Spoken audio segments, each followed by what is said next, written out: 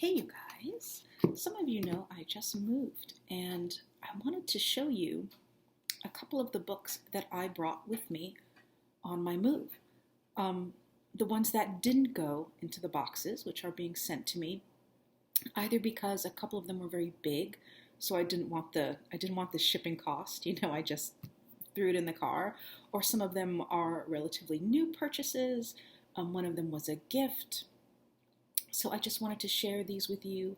I like I like show and tell videos. I like haul videos. I like book videos.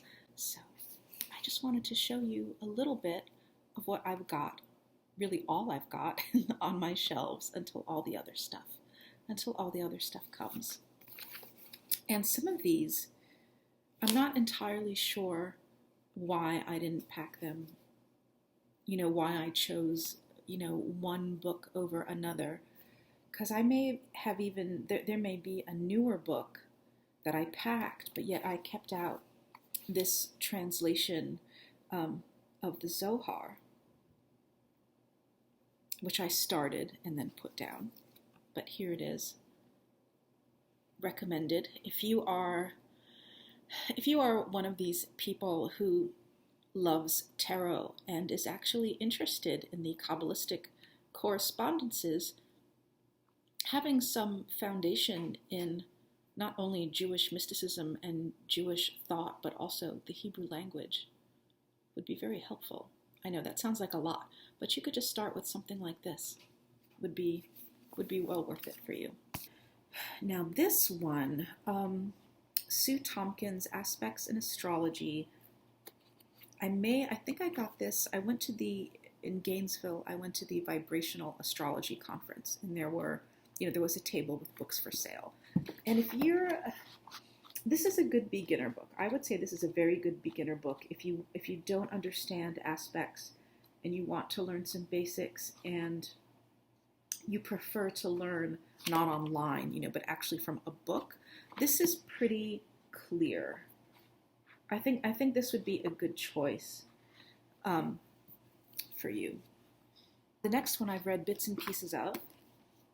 I kind of do that. I kind of eventually finish a book by going piece by piece. Those of you who know me know that I'm Pluto obsessed, so I finally got the Book of Pluto. From Stephen Forrest. I actually got this on Kindle, and I liked it enough to want to read it in book form. Book of Pluto. A relatively new purchase. I thought, okay, if I'm going to read on the road, that might be good. Now here is a very big book. This is a very big book. So this one I thought, okay, I'm not going to ship this. This'll just fit in the car. I can never remember how to pronounce her name, but this is Judika Illes or Judika Isles. I think it's Judika Illes. Now she edited my Saturn book, which I have in my little pile over here. So her books, she's got quite a few. She is near and dear to my heart. She was my editor, and she's a friend, so I recommend all her stuff. She's working on a new book, this gigantic thing. It's very pretty. I got a new vet, obviously, because I moved, and I have this sitting on an end table, and both the vet and the technician noticed it, and they were like, "Oh, that's so pretty." They thought it was really cool, and just the title and everything. So, yeah, Encyclopedia of 5,000 spells. You need this in your life. Now this, you should only read, this is another astrology book. You should only read this if you can handle, how do I put this? If you can handle intensity, because this book from Bernadette Brady, Predictive Astrology, The Eagle and the Lark, if you could totally fall down into a crazy astrological life wormhole with this, and I'm speaking particularly about the section on eclipses and the eclipse families, and you may start thinking, such and such year was a bad year for me. I wonder what the eclipse family was, or I wonder what the eclipses were doing in my chart, and you can get totally lost.